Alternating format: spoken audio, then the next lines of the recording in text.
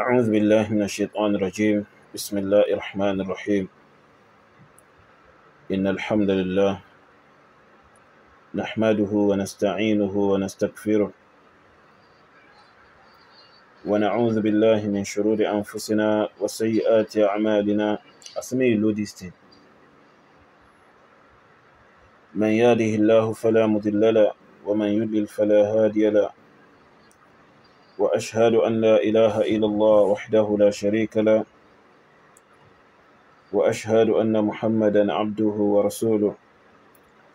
يا أيها الذين آمنوا اتقوا الله حق تقاته ولا تموتن إلا وأنتم مسلمون.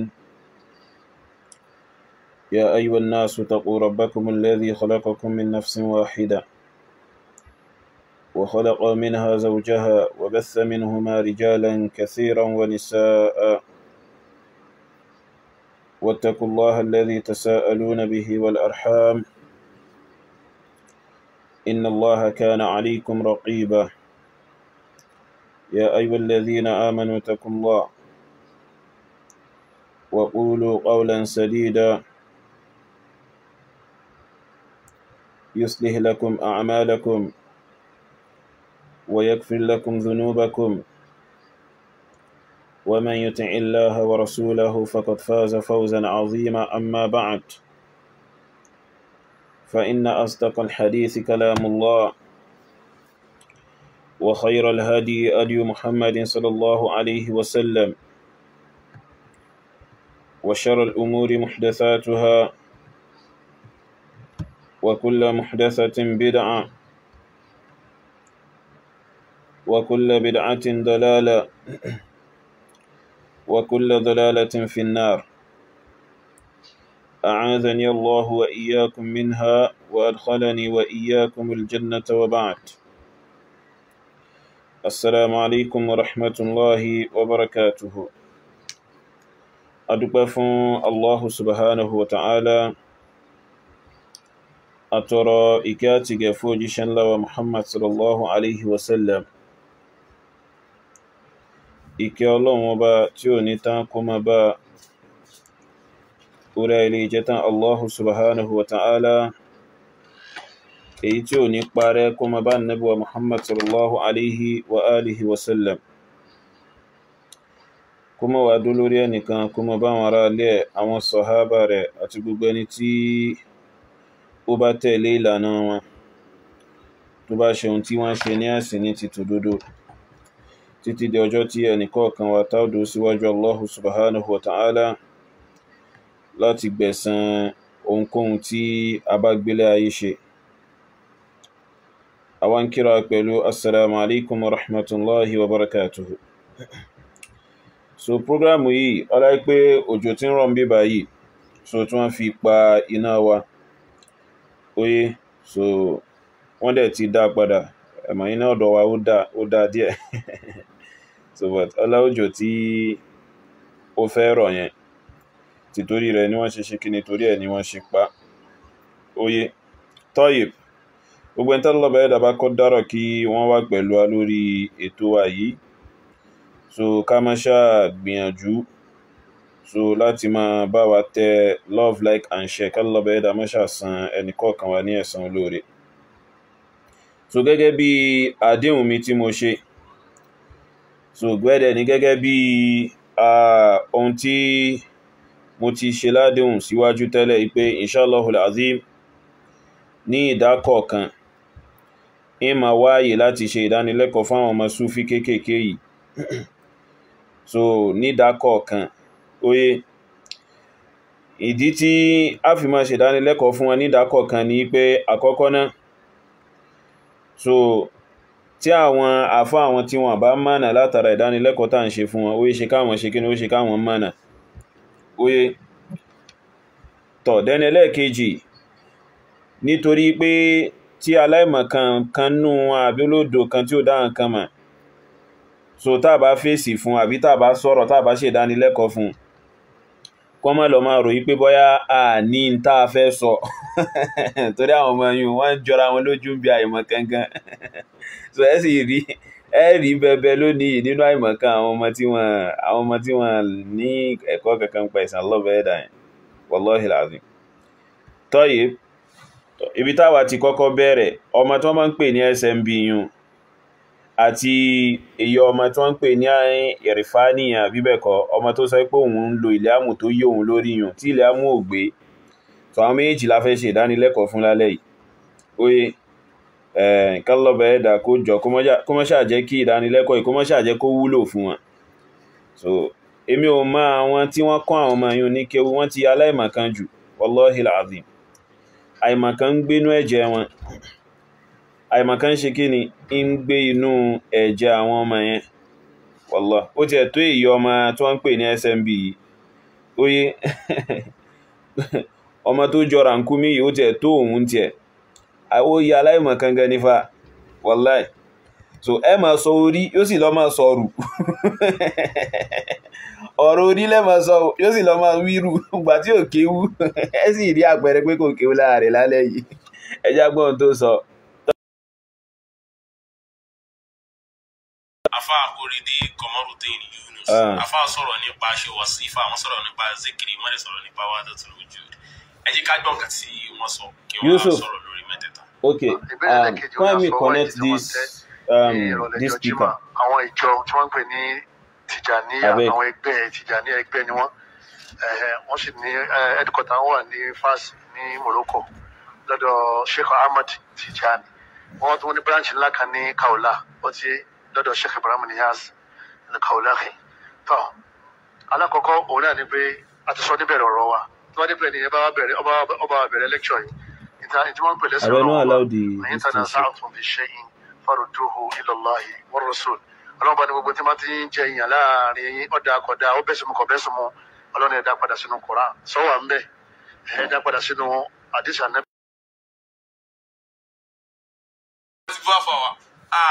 Just leave am. Okay, let me put am for Bluetooth. Wait, you go help me loud down.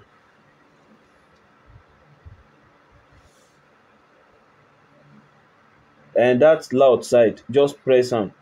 No leave am.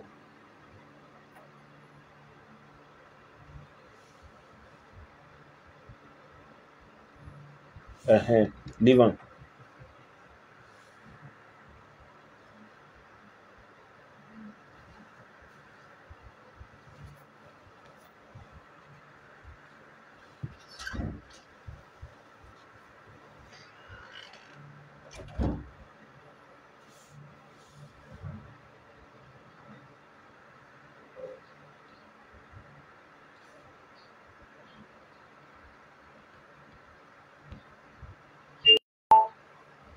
طيب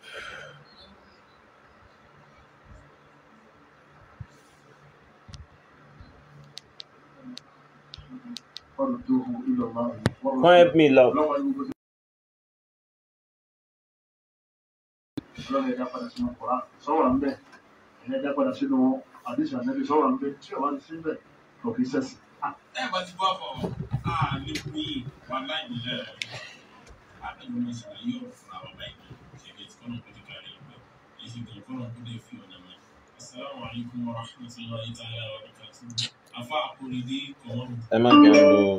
Imagine speaker. Nípa ṣe wàsífà, wọ́n sọ̀rọ̀ nípa zikiri, wọ́n lè sọ̀rọ̀ nípa wahdatul wujud. Fídíò ń gan loud náà sọ̀rọ̀. Tí wọ́n sọ kí wọ́n á sọ̀rọ̀ lórí mẹ́tẹ̀ẹ̀ta. Ìbéèrè ẹlẹ́kejì ó ní aṣọ white tí wọ́n máa ń tẹ́ ní ìrọ̀lẹ́ ọjọ́ Jímọ̀. Àwọn ìjọ tí wọ́n ń pè ní Tijaniya, àwọn ẹgbẹ́ Tijaniya ẹgbẹ́ ni wọ́n. Wọ́n sì ní headquarter wà ní Fas ní Morocco lọ́dọ̀ Sheikh Ahmad Tijani. Ẹ máa gbọ́ o. Wọ́n ní branch ńlá kan ní Kaula, ó ti lọ́dọ̀ Sheikh Ibrahim Niyas ní Kaulahi. Tọ́ alákọ̀ọ́kọ́ òun náà ni pé a ti sọ níbẹ̀rẹ̀ ọ̀rọ̀ wa tí wọ́n dé pé ẹnìyẹn ọba bẹ̀rẹ̀ lecture yìí tí wọ́n ń pè lẹ́sìn Ọlọ́run ọba àyín tanaza'tum fi shay'in farudduhu ila Allahi war rasul. Ọlọ́run bá ní gbogbo tí wọ́n ti ń jẹ ìyàn láàrin yín ọ̀dà àkọ́dá ó bẹ́sùn mu kọ̀ bẹ́sùn mu, Ọlọ́run ẹ̀dá padà sínú Quran sọ́wọ́ à ń bẹ̀ ẹ̀dá padà sínú àdìsí ànábì sọ́wọ́ à ń bẹ̀ tí ó bá ti sí ń bẹ̀ kò kì í ṣẹ̀sìn.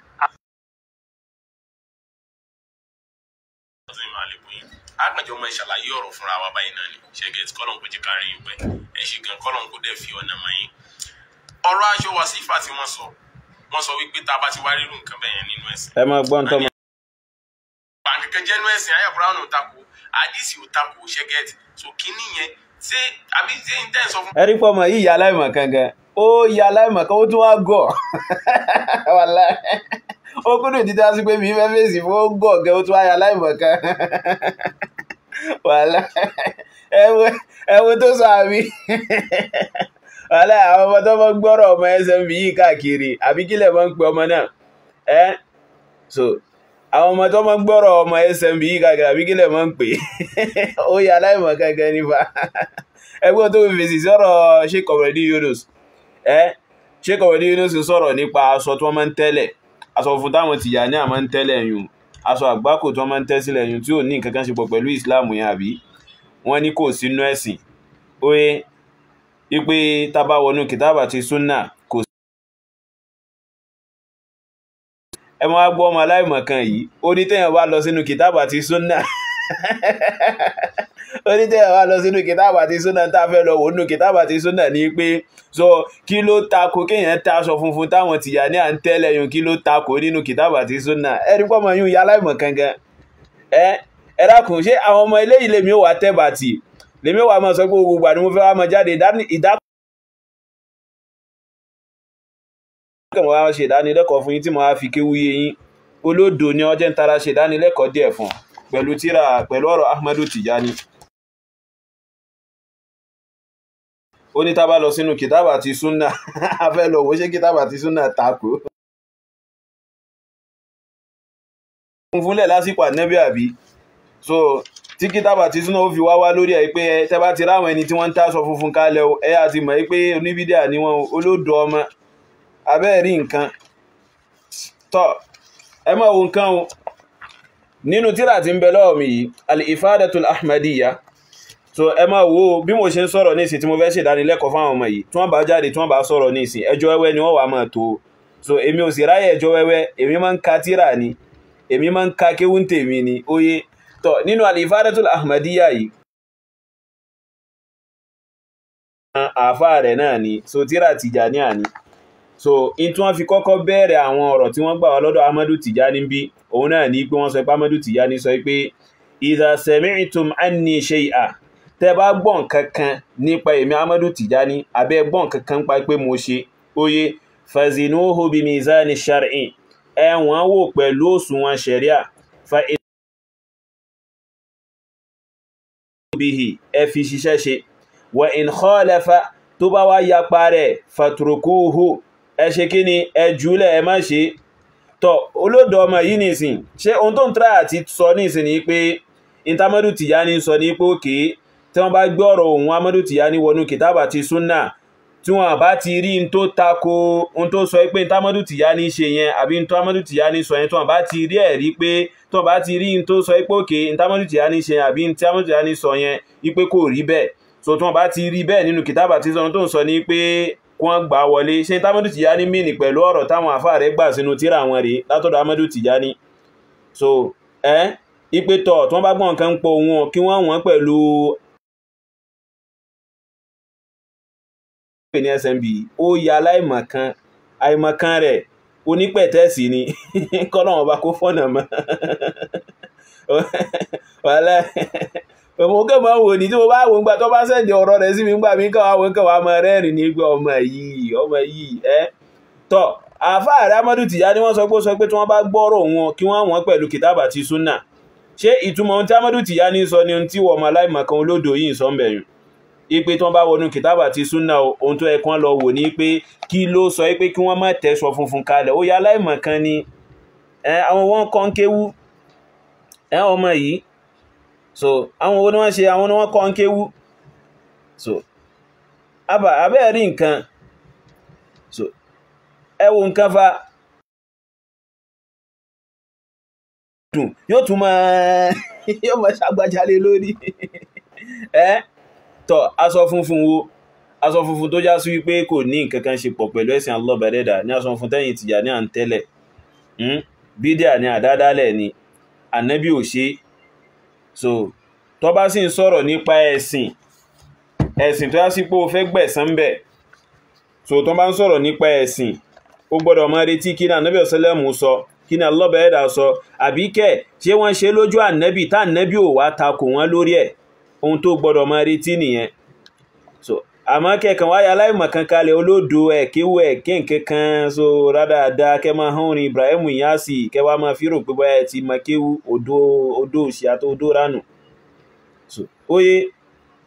so ìmọ̀tázọ fún táwọn ti yà ní àǹtẹ́kalẹ̀ yẹn bídíà ní àdádálẹ̀ burúkú kódà ìgbàgbọ́ òfò gan bẹ lórí nǹkan yẹn tó já sí wípé wọ́n tó ṣe ṣẹ̀rẹ́ ò wá sọ pé kó ṣe rè tó bá fẹ́ sọ pé ó fẹ́ ṣe ó gbọ́dọ̀ wẹ́rẹ̀ ẹ̀wà ó wá ń sọ pé wọ́n lọ wò ó ṣe wá ya aláìmọ̀kan báyìí wọ́n mọ̀ yìí ọ̀rọ̀ rẹ̀ wọ́n ń pa mí lẹ́rìn nífa ó ti ya aláìmọ̀kan jù lọ́mọ SMB yìí àmà ẹ̀mọ̀ téèyàn bá fèsì fún wọn téèyàn bá ṣe ìdánilẹ́kọ̀ọ́ fún wọn ní ìdákọ̀ wọn lójú so ìdínú tí mo fi ní àníyàn pé inshallah as in once in a while so ìdákọ̀ kan kà máa ṣe ìdánilẹ́kọ̀ọ́ fún irú rẹ̀ báyìí tí mo kọ́ lẹ́kọ̀ọ́ tó Amadu Tijani ní sọ mí báyìí pé idha sami'tum anni shay'an fazinuhu bi mizani shar'i tẹ́ bá gbọ́ wọn kan nípa mi o àbí látọ̀dọ̀ òun Amadu Tijani o tó ṣe n tó ń tra àti sọ ní ìsin ní pé Amadu Tijani sọ pé tí wọ́n bá wọnú kìtàbà àti súnnà tí wọ́n bá rí ohun tó sọ pé ohun tó Amadu Tijani sọ àbí tó Amadu Tijani ṣe tí wọ́n bá rí ohun tó sọ pé nǹkan aburú ni so wọ́n máa ṣe lọ ṣe ìtumọ̀ tí Amadu Tijani sọnù olódò ọmọ so tíra àwọn àfáà rẹ̀ yìí gan ìrò pọ́bọ́ ẹ̀ ò mọ́ torí ta bá ka tíra fún sí ẹjọ́ òṣì tí ò ní àǹfààní kan ló lọ máa rò tó máa sọwọ́ bẹ́ẹni tí stroke mú kálọ́bẹ̀ ẹ̀dà kó ṣàánú rẹ̀ so kálọ́bẹ̀ ẹ̀dà kó ṣe kí ni kó ṣàánú rẹ̀ abẹ́ẹ̀rí nǹkan wàláhì ọmọ yìí ọ̀rọ̀ ẹni wọ́n mọ́ kàmọ́ fi rẹ́rìn ní sọ́bá sẹ́ndì ọ̀rọ̀ rẹ̀ sí mí kàmọ́ rẹ́rìn nígbà ọmọ yìí àìmọ̀kan rẹ̀ pọ̀ gan ẹ sì rí àìmọ̀kan yìí lára rẹ̀ dáadáa lẹ́yìn. wọ́n ní sí ni pé n tá a bá ti nínú Quran tá a nínú hadith àdìsí ṣẹ́tìgẹ́t so ẹ wá ní títorí pé ẹ̀yin ò fẹ́. ẹ gbọ́ ó ní kìí ṣe pé n tá a bá rí nínú Quran àbí tá a rí nínú hadith àlè ṣe olódo ni ọ́ tí wọ́n bá ń sọ̀rọ̀ nípa ìbáàdà tí wọ́n bá ń sọ̀rọ̀ nípa ìbáàdà ó gbọ́dọ̀ rẹ́ẹ̀rí fún kó fi ṣe ó gbọ́dọ̀ ṣe kí ni ó gbọ́dọ̀ rẹ́ẹ̀rí fún kó fi ṣe so aláàdà òun ni ò bùkátà sí ẹ̀rí ká tó lè ṣe aláàdà láàmà retí pókè kí ni ṣẹ̀ríà sọ lórí pé ká má ṣe aláàdà yìí oye so gbogbo ń tàbá ń pè ní ìbádà pátápátá a gbọ́dọ̀ rí ẹ̀rí látọ̀dọ̀ Allah àbójíṣẹ́ rẹ̀ lórí rẹ̀ so àmá aláàdà so ohun tí ẹ ìpínlẹ̀ rẹ̀ ohun tó tọ́ ni láti ṣe al-aslu fil adat al-hilla so ìpínlẹ̀ nípa àwọn ohun tó ní ṣe pọ̀ pẹ̀lú aláàdà ohun tó ní ṣe pọ̀ pẹ̀lú culture àbùkátà sí òfin àbùkátà sí ẹ̀rí látinú kìtàbà tí súnà ká tó lè ṣe aláàdà ń tiẹ̀ so àyàfi tí ẹ̀rí kan bá wá látinú kìtàbà tí súnà tó bá sọ pé rárá o in tó ní ṣe pọ̀ aláàdà báyò nínú àwọn àdátò kò wọlé o bẹ́ẹ̀dẹ̀ ni ọlọ́run wọn bó fẹ́ o ẹ̀rí wáyé pé ká má ṣe nìyẹn àmọ́ ìpínlẹ̀ nínú aláàdà yìí òun ni ó fi di èèwọ̀ àìjẹ́bẹ̀ tẹ́rí ò bá wá a máa ṣe láláìsí ẹ̀rí láláìrẹ́rí lórí ẹ̀ nítorí ìpìlẹ̀ nípa àládà ní pé ohun tó lẹ́tọ̀ọ́ ni láti ṣe àmọ́ tó bá ń sọ̀rọ̀ nípa ìbáadà ó fẹ́ jọ́sìn fọ́lọ́run ọba pẹ̀lú nǹkan kan wọ́n bí ọdá wọ́n bí Amadu Tijani wẹ́ẹ̀rí rẹ̀ wá kó tó ṣe ibo ni wọ́n ti bí so ó wà máa sọ̀sọ́ kú sọ wà máa sọ rédèrèdè so wallahi yóò máa sọ̀rọ̀ àìmọ̀kan nífa yóò tún máa wá ṣe kátàkátà lórí rẹ̀ ọ̀rọ̀ àìmọ̀kan lọ́mọ yóò máa ń sọ kò kéwù kankan ó ti pẹ́ tí mo ti mọ̀ ọ̀rọ̀ àìmọ̀kan ní máa ń sọ ìgbà kan. pé à ń jọ́sìn fún aṣọ wàsífà. ẹ gbọ́ ó ní torí ẹ̀ lòun ṣe sọ pé ẹni tí ó bá sọ̀rọ̀ pẹ̀lú àwọn nípa ọ̀rọ̀ bẹ́ẹ̀ ni wọn là ń sọ fún ọyún o ò mọ súfí tó wa o ò ṣe tó wa. yóò máa sọ kẹtẹkẹtẹ yóò máa sọ rédèrèdè. tíra tó kà nípa súfí fún mi ń sin rédè èdè ló máa sọ súfí wo ló máa ṣe oye a máa súfí ju gbogbo yín tá ń bá sọ̀rọ̀ lọ ìtawà náà tọ́wò ni kó lọ gbẹ́nu àìmọ̀kan rẹ̀ dákẹ́ àwọn wo ni ẹni tí ó bá bá wa sọ̀rọ̀ nípa súfí nínú yín ó gbọ́dọ̀ mọ̀ súfí láti bo síbo láti bo síbo fa kálọ̀bọ̀ ẹ̀dà kó fi ọmọ náà ó mà ṣe o. àbí tàn bá ti aṣọ wà sífà wọn lè ṣe wọ sífà aṣọ tí wọ́n máa ń tẹ̀ nǹkan kan ṣe ti ọ̀rọ̀ sàn so ìgbà tẹ́ ti wá lọ wọnú kìtáàbù tí ẹ mọ̀ sunna na Muhammad tẹ́ ẹ mọ̀ tí ẹ ti bá nǹkan kan tí ó tako ìmọ̀ tí aṣọ wọ sífà yẹn ẹ lè ti torí ẹ̀ sọ fáwọn èèyàn wípé wọ́n lè ṣe. ẹgbẹ́ olódo onígbà tí wọ́n ti lọ wọnú kìtáàbù tí wọ́n ti lọ wọnú sunna tí wọ́n rí nǹkan kan tó tako ìmọ̀ tẹ́ṣọ́ọ́lẹ̀ ẹ lè sọ fáwọn èèyàn pé kí wọ́n má ṣe oyè aláìmọ̀ kan àwọn wo gan ni wọ́n ń gbọ́ ohun tó ń sọ yìí àwọn wo ni wọ́n ń gbọ́ ṣé àwọn ẹni tí wọ́n ń gbọ́ ohun tó ń sọ yìí tí wọ́n sì ń yàn lórí rẹ̀ ṣé àwọn náà ò kéwú bíi ti ẹni àwọn náà yà láìmọ̀ kan bíi ti ẹ wọ́n gbọ́dọ̀ yà láìmọ̀ kan bíi ti ẹni o so wọ́n gbọ́dọ̀ yà láìmọ̀ kan bíi ti ẹni o ìwọ ọmọ yìí ìgbà tí wọ́n ti lọ wọnú Quran tí wọ́n ti lọ wọnú hadith Ànábì tí wọ́n ti rí ohun tó sọ pé kí wọ́n má tẹ̀sọ́ọ́lẹ̀ ọya àwọn sàábé wo ni wọ́n tẹ̀sọ́ọ́lẹ̀ láti ṣe wàzífà mú wa kàmú ẹyọ kan wa sàábé kan àbí sàábé méjì tí wọ́n tẹ̀sọ́ọ́lẹ̀ láti ṣe wàzífà kí n dáṣẹ́ dẹ́ àfọn lójúgun bẹ́ẹ̀ so tọ́ èyíkéyìí ìbádà táwọn sàábé Ànábì ò bá mọ̀ ànú ní ìṣìnà ni èyíkéyìí ìjọsìn táwọn sàábé Ànábì ò bá ṣe tí wọ́n bá tọ́wò ànú ni àmọ́ yìí wà láìwóyá aláìmọ̀ kankan nífà lórí ẹ̀ mo ṣe sọ pé tí mo bá ń ṣe ìdánilẹ́kọ̀ọ́ fáwọn ọmọ yóò mọ̀jọ́ bí pé mo ń lo ìjọba lé wọn lórí ni wàláhì yóò mọ̀jọ́ bí pé mo ń lo agbára lé wọn lórí ni bí pé èèyàn ń jẹ gàba lé wọn lórí èèyàn ń lo ọwọ́ ọlá lé wọn lórí so Ahmadu Tijani ló sọ pé tí wọ́n bá gbọ́ nǹkan kan ń pọ̀ ohun yìí kí wọ́n wọ́n pẹ̀lú mizanu shar'i pẹ̀lú kìtàbà àti sunna tọ́ aṣọ funfun t'Ahmadu Tijani gbé wá fún yín ẹ̀yin ọmọ aláìmọ̀kan yìí so a gbé wọnú kìtàbà àti súnà àríbì kankan bẹ̀ tí wọ́n sọ pé ká máa tẹ́ṣọ funfun so kò síbí kankan bẹ̀ tí wọ́n sọ pé ká máa tẹ́ṣọ funfun ajá sí pé ìṣìnà ni àánú ni àdádálẹ̀ ní bídà ni kò ní kankan ṣe pọ̀ pẹ̀lú ẹ̀sìn Allah bẹ̀rẹ̀dà olódò ọmọ wọn sọ pé ìgbà tẹ́ ti rí eyín ẹ̀rí tó sọ pé kí wọ́n má ṣe ṣé Ahmadu Tijani ló ẹ̀ṣẹ̀ mú wáàyè ìmọ̀tayọ fún kalẹ̀ ọ̀dà sọ pé Ànábì ò jíṣẹ́ pé ńgbà náà Ahmadu Tijani ni ó wà pé Ahmadu Tijani ni ó wà complete iṣẹ́ tà Ànábì ò jẹ́ pé abẹ́ẹ̀rẹ́ àìmọ̀ kan báwọn káì ó mà ṣe o tọ́ ẹ mọ́ wá tún wò nǹkan fa wàzífà àbí kùbùrà burúkú tọ́mọ aláìmọ̀ kan yìí ń sọ̀rọ̀ ń pafa ní ọmọ olódò Tìjàníyà yìí so ẹ máa wo ìgbàgbọ́ òfò kan tí ń bẹ ní táwọn àfáà rẹ̀ tí wọ́n ṣe kíni tí wọ́n gbé lórí wàzífà tí wọ́n sọ pé àwọn ń ṣe yìí fa mo ń bọ̀ náà mo ti ní tí mo bá ti ráyè ń máa ṣe ìdánilẹ́kọ̀ọ́ fún yín lẹ́kọ̀ọ̀kan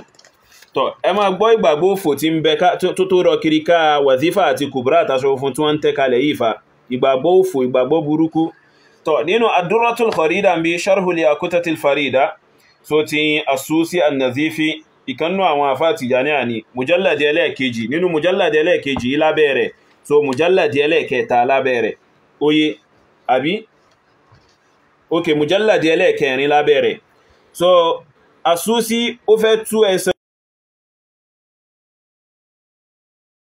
tí wọ́n fi ń sọ̀rọ̀ nípa ipá Ànábì sallẹ́mù yóò sọ̀kalẹ̀ àtàwọn sàábé rẹ̀ wọ́n wá jókòó síbi tí wọ́n bá ti ń ṣe wàzífà àbí kúbù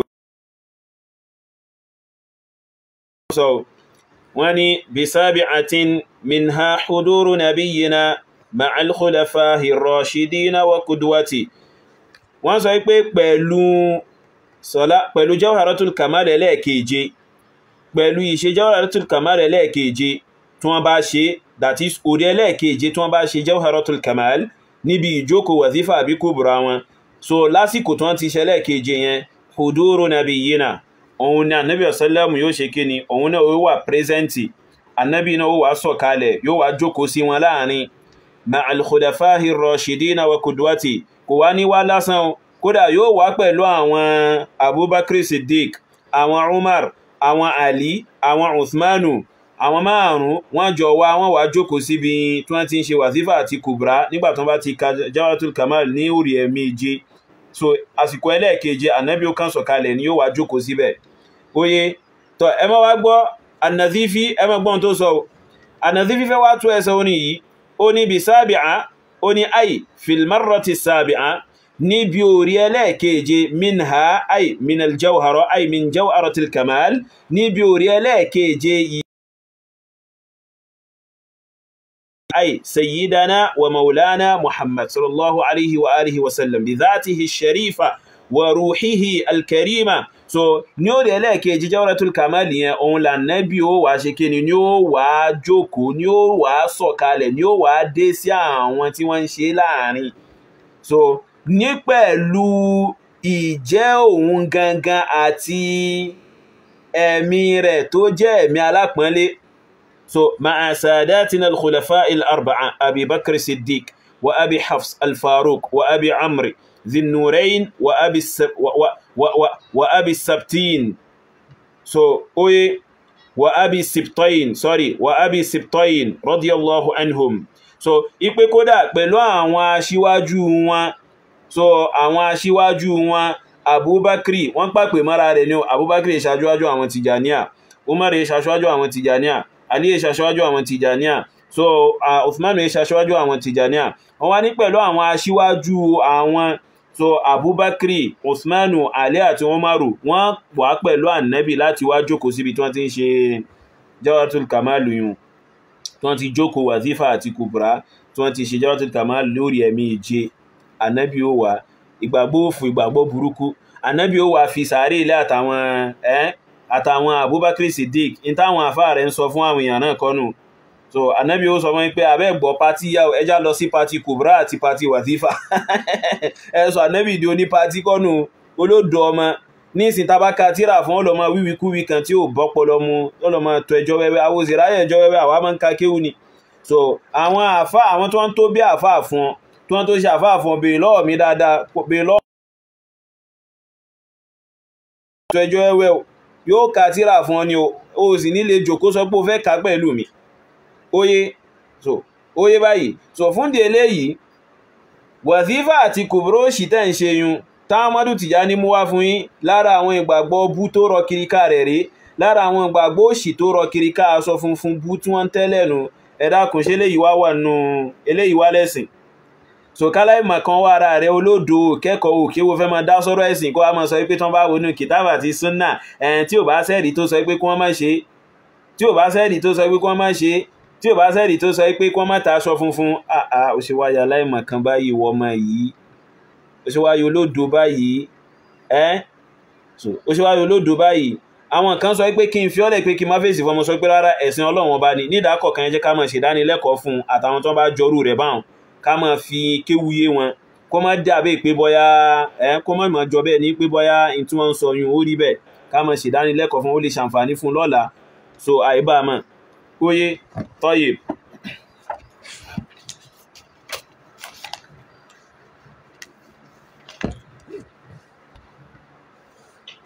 àkọ́kọ́ nìyẹn so ìkejì wá ní wípé ẹni tí ó tiẹ̀ sọ̀rọ̀ aṣọ Wazifa yẹn gan understanding tí wọ́n ń pè ní zikiri torí wípé intention yẹn zikiri ni ẹgbọ́n ipẹ́ ẹni tí ó sọ̀rọ̀ nípa aṣọ Wazifa yẹn gangan understanding tí wọ́n ń pè ní zikiri nítorí tí wọ́n ń ṣe yẹn zikiri ajásígbá Ahmadu Tijani ma zikiri ju Ànábì lọ́nu ajásígbá Ànábì ò ṣe zikiri àwọn sàábé rẹ̀ wọ́n ṣe zikiri yanjú nù ohun tó ń sọnù àbí so Ahmadu Tijani ló ma the best form táwọn èèyàn lè gbà fi ṣe zikiri so táwọn èèyàn lè gbà fi ṣe zikiri tó yásí pé wọ́n ma ṣe tí wọ́n ma ta sọ́lẹ̀ èyí tá Ànábì ò ṣe zikiri ni wọ́n ṣe zikiri ti bó so zikiri ṣaitọ́nù kìí ṣe zikiri ti Allahu subhanahu wa ta'ala kìí ṣe ìrántí Allah bẹ̀ẹ́dà nìyẹn ìrántí ṣaitọ́n nìyẹn ìrántí ṣaitọ́n tí ìbá ṣe ìrántí ṣaitọ́n òun ni wọ́n ma sọ ipá Ànábì àtàwọn Abubakar Siddiq àtàwọn Umaru àtàwọn Uthman àtàwọn Ali so wọ́n ma sọ kalẹ̀ wọ́n wá ma jòkó ní àwọn gangan Kubrat àbí Wazifa burúkú tí wọ́n ṣe yẹn so irọ́ sì ní gbogbo ẹ̀ wallahi alazim àti jẹ́ àti mo ní kó bá wọn tí wọ́n fi ń gbé gbogbo àwọn ìgbàgbọ́ òṣì yẹn káàkiri kálọ̀ bẹ̀ẹ́dà kó ṣàánú mo máa ń káànú rẹ̀ gan mo máa ń káànú rẹ̀ gan nífa tí mo bá rí nígbà mi báyìí kàn wá mi rí ní tí mo bá ìdánilẹ́kọ̀ọ́ fún ara rẹ̀ ó sì máa gbọ̀n torí èmi ò ní mọ́ bọ́ tó ẹjọ́ wẹ́wẹ́. So in tí ó wá ń ṣẹlẹ̀ ní pé zikiri yẹn gangan ẹ̀ understand tí wọ́n ń pè ní zikiri yẹn gangan kọ́ náà kò jẹ́ kẹ́gbẹ́ o ṣe get kò mí láti disrespect yín bọ́ kí wá ní àfihàn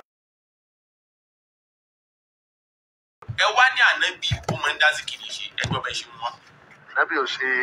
wàsífà. wọ́n ń gbé tẹ̀ bá sí wàsífà ẹ wọ̀ náà ṣe ti understand bọ́ wọ́n ń sọ fún wọn wípé tọ̀ kẹ́ ẹ mójútó kẹ́ ẹ jẹ́ kó wà very important sí ṣe get so ẹ wá jẹ́ ká wà lọ sínú àyà àkójọpọ̀ ló lọ́lá jù ní àbí ká máa dá kí sáà ànábì máa ń dárun kí lẹ̀ ń sọ yẹn. gẹ́gẹ́ ní báyìí wọ́n sọ tó sọ tí ń sọ wọ́n ní ànábì ọ̀sẹ́lẹ̀mù máa ń dá zikiri ṣe ó mọ zikiri tí wọ́n ń rí fáṣí ó mọ tí wọ́n ń sọ o so ayélálà tí wọ́n máa ń kójọ tó ń sọ pé àwọn ń ṣe ayélálà tí wọ́n sọ pé àwọn ń pa tí wọ́n sọ pé àwọn ń ṣe irun tí wọ́n jókòó tí wọ́n tẹ̀sọ̀ fún kalẹ̀ tí wọ́n máa ṣe tí wọ́n máa pariwo sí huwa huwa huwa huwa huwa huwa huwa huwa allah allah allah allah allah allah allah allah allah allah allah allah àti bẹ́ẹ̀ bẹ́ẹ̀ lọ kó lè bá mọ̀ pé àwa náà ṣe kí ni arìnrìn àjò súfì náà díẹ̀ arìnrìn àjò tìjàdíà náà díẹ̀ olódò ọmọ so ó mọ̀ gbọ́n tí wọ́n rí fà sínú aláìmọ̀kan ìwọ́n yìí lọ síbi pé wọ́n wá ń ṣe kí ni wọ́n ń kírun ní jàmá so ó tẹ̀ tí wọ́n tún pa ìmọ̀kan ló tún wá ń ṣe lórí àyà yẹn kí ni ìtumọ̀ àyà olódò gbàtẹ́ ní katira so wa aqimis salata li dhikri kí ni ìtumọ̀ rẹ̀ kí ni ìtumọ̀ àyà hùn àyà kan kìí ma àyà tufa ìtukùtù ní ó ma tú ẹ ma sọ a yóò ma sọ z ẹ ma sọ z yóò ma mú a wá wa aqimis salata li dhikri kí ni ìtumọ̀ rẹ̀ so kí ni ìtumọ̀ rẹ̀ Ibn Jarir Abu Tayyib kallaba ni kẹwọn wọ́n sọ nínú ìwé tafsiru wọn lórí àyà yìí wọ́n ní ìtumọ̀ àyà yìí ní pé ay wa aqimis salah litadhkurani fiha kírun kó lè bá rántí mi nínú ìrun náà so kíyàn kírun láti ṣe kíni láti rántí Allah bẹ́ẹ̀dà nínú kíni nínú ìrun ọ̀hún so bẹ́ẹ̀dẹ̀ ni ìrántí Allah bẹ́ẹ̀dà ń ṣe kíni ń bẹ nínú ìrun táǹkì sami Allahu rabbana wa lakal hamd zikirni Allahu akbar zikirni oye àti bẹ́ẹ̀ bẹ́ẹ̀ lọ àmọ́ aláìmọ̀kan ọmọ ìgbà tí wọ́n kẹ́kọ̀ọ́ wọn kéwú kankan wallahi àwọn ọmọ yẹn àsìkò tó yẹ kí wọ́n fi kéwú wọ́n fi ń gbájúmọ́ ìmọ̀lọ wàzífà ìmọ̀lọ kùbùrá ìmọ̀lọ wàzífà ìmọ̀lọ kùbùrá ẹ̀tùn rí àìmọ̀kan rẹ̀ mí lónìí yóò ẹbà wọ́n kan wọ́n so ẹ̀tùn rí àìmọ̀kan rẹ̀ mí o óyé so ẹ̀tùn rí àìmọ̀kan rẹ̀ mí yàtọ̀ sí lé yóò ìtumọ̀ àyà nìyẹn tọ́ ó wọ́n sọ pé ṣé ohun tí wọ́n sọ ní pé ànábì máa ń dárun kí ni torí ìrun zikiri ni ṣé zikiri táwọn ń sọ fún ọnu wọ́n sọ pé àwọn sọ̀látùl fati tẹ́ ń ṣe àwọn jawaratul kamal àtàwọn istikfaru tẹ́ sọ pé ń ṣe táwọn àfáà yín tí wọ́n parọ́ rẹ̀ fún yín tí wọ́n ń dàrú ma yín lójú tẹ́mà ṣe rédèrèdè kẹ́tẹ́kẹ́tán tẹ́mà fọwọ́ gbáyà tẹ́mà fò sókè tẹ́mà jẹsẹ̀ mọ́lẹ̀ wọ́n sọ pé ànábì ò ṣe ìwọ wá ń yí lọ síbi irun olódò ọmọ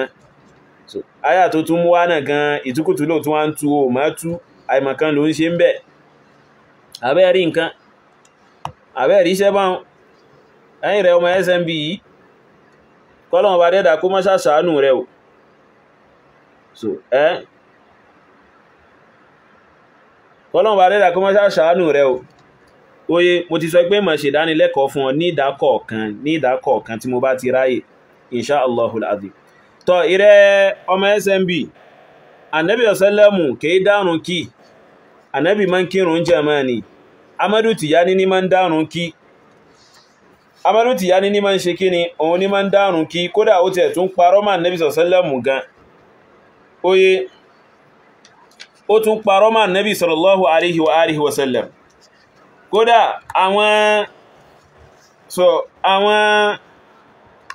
àwọn zikiri tàà tún máa ń ṣe gan nínú ìrun táà fi máa rántí Allah bẹ́ẹ̀dà nínú ìrun Amadu Tijani ó pàtì kò ṣe Amadu Tijani ló ní gbogbo àwọn iṣẹ́ bí yún lọ́wọ́, Ànábì sálàmù kò gbọ́, Ànábì sálàmù ò lè ṣerú rẹ̀. Kí ni Amadu Tijani sọ nínú al-Ifadatul Ahmadiyya li Muridi Sa'adatul Abadiyya táwọn àfáà rẹ̀ ń bí tó bá lọ ka page 83 wọ́n sọ pé Amadu Tijani sọ pé taraktu takbira wa tahmid wal qira'ata fi salah ima ṣe Allahu akbar ima ṣe sami Allahu liman hamida ima ka Fatiha lórí ìrun. Amadu Tijani sọ pé òun fi kalẹ̀ ayyaman, òun fi kalẹ̀ láwọn ọjọ́ tó pọ̀ tí ò ló ń kà, ada takbiratil ihrami wassalam, òun fi àwọn wọ̀nyí kalẹ̀ yàtọ̀ sí takbiratul ihram tá ma fi ń bẹ̀rẹ̀ ìrun àti taslimu tá ma fi ń ṣe kíni tá ma fi ń terminate ìrun li udhrin qama bi, nítorí ìdí kan tó ṣe kíni, nítorí ìdí kan tó wọlé tọ̀hún, oye, nítorí sábàbí kan tó ṣe kíni tó gúnrí wá fóhun. Tọ́ báyìí nìsín, so ìrántí gan tá ma fi rántí Allah bẹ́ẹ̀dà gan tá bá wà nínú ìrun, oye, tá bá wà lórí ìrun. Amadu Tijani sọ pé òun fi kalẹ̀, òun ò ṣe takbir, òun ò ṣe tahmid, òun ò ṣe sami Allahu liman hamida, òun ò ka Fatiha, òun ò ka nǹkankan. So yàtọ̀ sí takbiratul ihram tá ma fi ń bẹ̀rẹ̀ ìrun àti kíni àti salamu alaikum nìkan òun nìkan ni òun ṣe abẹ́ẹ̀rí nǹkan ẹ máa wo wà tí ó bá jáde ní ìsìn ìsọkúsọ ni ó wà máa sọ, so ìwíkúwí ni ó wà máa wí o, wallahi ìwíkúwí ni ó wà máa wí o, kò ní lè ka tírà yìí o, dédé ní ó kàn máa sọ wà máa sọ wọ́bẹ̀ ni tí stroke mú ẹfílẹ̀.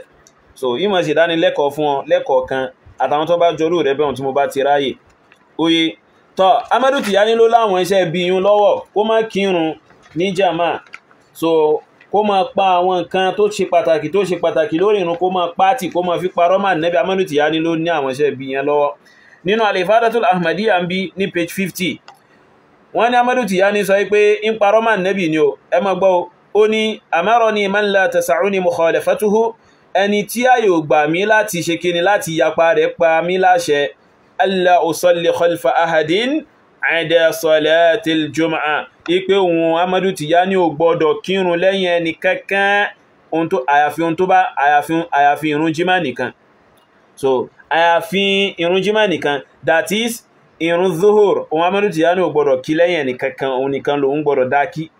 So ìrun asr, òun Amadu Tijani ò gbọdọ̀ kí lẹ́yìn ẹni kankan. Ìrun maghrib, òun Amadu Tijani ò gbọdọ̀ kí lẹ́yìn ẹni kankan. Ìrun ìṣà, òun Amadu Tijani ò gbọdọ̀ kí lẹ́yìn ẹni kankan. Ìrun fajr, òun Amadu Tijani ò gbọdọ̀ kí lẹ́yìn ẹni kankan. Àyàfi ìrun jímà nìkan láyé gbò òun Amadu Tijani láti kí lẹ́yìn ẹlòmíì. Ọ̀daràn ni Amadu Tijani wallahi wallahi ọmọ yìí tí mo bá fi lè gbọ́ ó pẹ̀lú àwọn èdèrèdè rẹ̀ ó sì máa àwọn ẹjọ́ wẹ́wẹ́ sí àwọn ẹjọ́ mi ò ráyè gbogbo àwọn yẹn, mi ò ráyè gbogbo àwọn yẹn. Ìgbà mí tí mo bá kàn wọ́n báyìí kàn pé ọmọ ilé yìí mo bá gbá mú ní ìsìn yóò máa sá káàkiri. Tọ́ so fún délé yìí Amadu Tijani nínú òun ló ní àwọn iṣẹ́ ibi burúkú yẹn lọ́wọ́, so òun ló láwọn iṣẹ́ ibi yẹn lọ́wọ́, kó wọ́n máa kírun jama, so bẹ́ẹ̀ dẹ̀ ni, so kó máa pa àwọn takbir, àwọn tahmid àti tasmi', bẹ́ẹ̀ dẹ̀ ni àti ìmaka Fatiha kó máa pàtì lórí ìrun lórúkọ pé Ànábì sálàmù ló ṣe kíni, Ànábì sálàmù ló kọ̀hún. So fún délé yìí Amadu Tijani ló ní àwọn iṣẹ́ ibi yẹn lọ́wọ́. Ànábì sálàmù kò wá ṣe kíni, kò wá jẹ́ irú nǹkan bá ń fáwọn ọmọ aráyé, oye, ọyá tẹ̀síwájú. Jawharatul Kamal, Salatul Fati àti bẹ́ẹ̀ bẹ́ẹ̀ lọ nínú àwọn àgbákò Amadu Tijani tó ṣe kíni tó ń hun ìkẹ́kí nǹkan lé lórí fún yín. Abẹ́ẹ̀rí nǹkan rí ìdíwò ní ka sọ̀láti abẹ́ẹ̀rẹ́ aláìmọ̀ kan wọ́n rárá, kò yẹ kó jẹ́ sọ pé ká sọ̀láti sọ ipò ju ìrun lọ, sọ ipò ṣe kíni, sọ ipò ju ìrun lọ. Amadu Tijani kú sọ, ó ní Salatul Fati ju gbogbo kú sọ ohun Amadu Tijani sọ, sọ pé Salatul Fati ó lọ́lá ju gbogbo iṣẹ́ olóore lọ, ó sì lọ́lá ju gbogbo ìbádà lọ, gẹ́gẹ́ bí Amadu Tijani ṣe wí, gẹ́gẹ́ bí Amadu Tijani ṣe wí nínú Jawahirul Ma'ani